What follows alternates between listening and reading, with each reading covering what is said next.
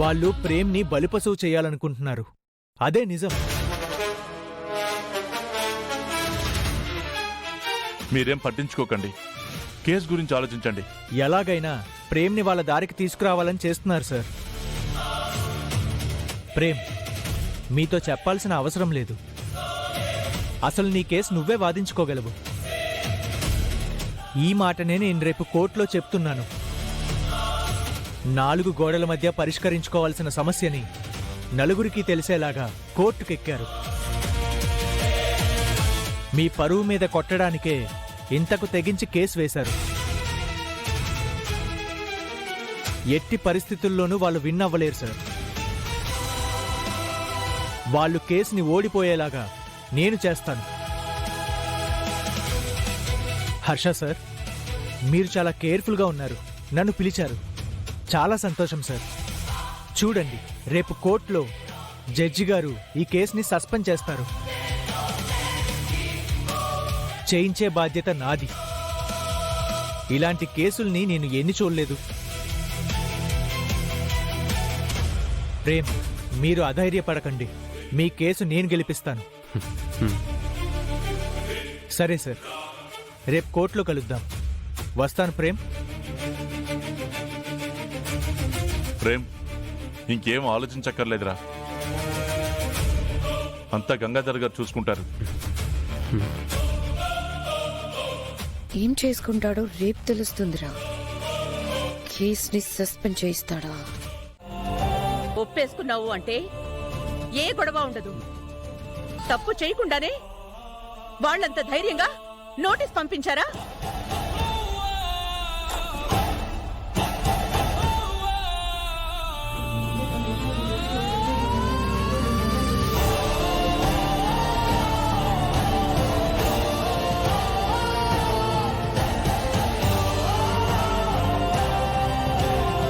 ప్రేమ్ బాబు, ఇంకా అదే తలుచుకుంటూ ఉన్నారా? నాకు అవే గుర్తొస్తున్నాయి చామ్. నా తల్లే నన్ను నమ్మటం లేదు. అదే మర్చిపోలేకపోతున్నాను.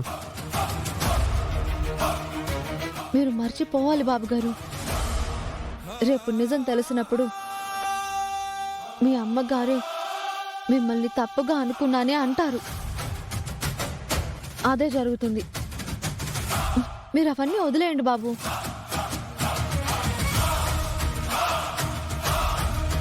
ఈ పాలు తాగండి బాబు. నాకొద్దు చామ్. మళ్ళీ ఏమైంది బాబు? నేను చెప్తున్నాను కదా. నువ్వెంత చెప్తున్నా ఆ నిషా చేసింది తట్టుకోలేకపోతున్నాను చామ్. నేను అఘాయిత్యం చేశానని నా మీద కోర్టులో కేసు వేస్తుందా? ఆ రాక్షసికి అసలు మనసు అనేదే లేదు. దాన్ని చంపేయాలన్నంత కోపం వస్తుంది నాకు. బాబు ప్లీజ్, ఆవేశం తెచ్చుకోకండి. ఆలోచనని పోగొడుతుంది. అలాంటి దాన్ని చంపి మీరు హంతకులై మా అందరికీ దూరం అవుతారా? తప్పే చేయని మీరు ఏ తలపోటు తెచ్చుకోవద్దు బాబు. అయ్యగారు లాయర్ని పెట్టారు కదా, ఆయనంతా చూసుకుంటారు. ఏం చూసుకుంటారు చామ్? నాకు అన్యాయం. ఏమీ తెలియకుండానే నా క్లయింట్ అయిన ప్రేమ్ కుమార్ గారిని దోషిగా తేల్చడం కరెక్ట్ కాదు. అసలేం జరిగిందో అనేది కోర్టు వారికి తెలియాల్సిన అవసరం ఉంది కదా యువర్ ఆనర్. చెప్పండి నిషా గారు, మీ మీద ప్రేమ్ కుమార్ గారు అఘాయిత్యం చేశారా?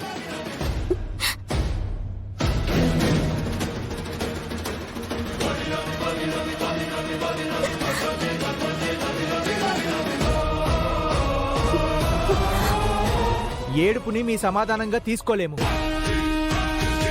నోరు తెరిచి చెప్తే సమాధానం అవుతుంది.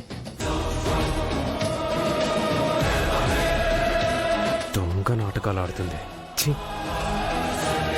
ఆడపిల్ల మై డియర్ డిఫెన్స్ లాయర్ గారు, కోర్టులో ఎవరికైనా జరగాల్సింది న్యాయమే.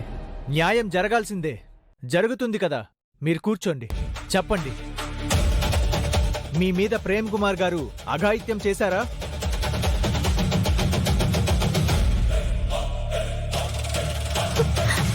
అవును సార్.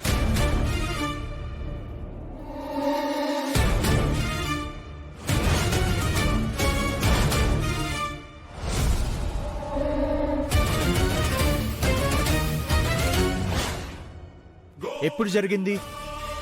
5 నెలల క్రితం. వాట్?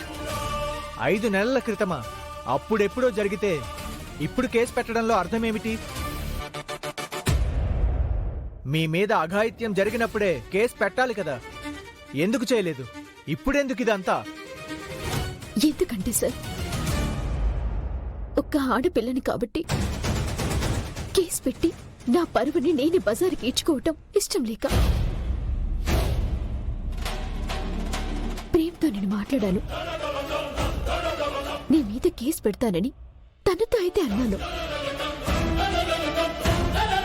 అప్పుడు నన్ను పెళ్లి చేసుకుంటానని ప్రేమే నాకు మాటిచ్చాడు.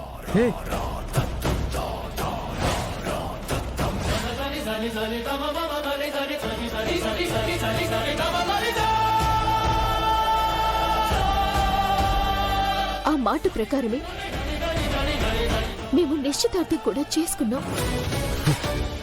నువ్వెంత నీకు నచ్చినట్టు స్టోరీలు అల్లినా నెక్కలేవే. ఛ! తర్వాత నాకు ప్రెగ్నెన్సీ వచ్చింది.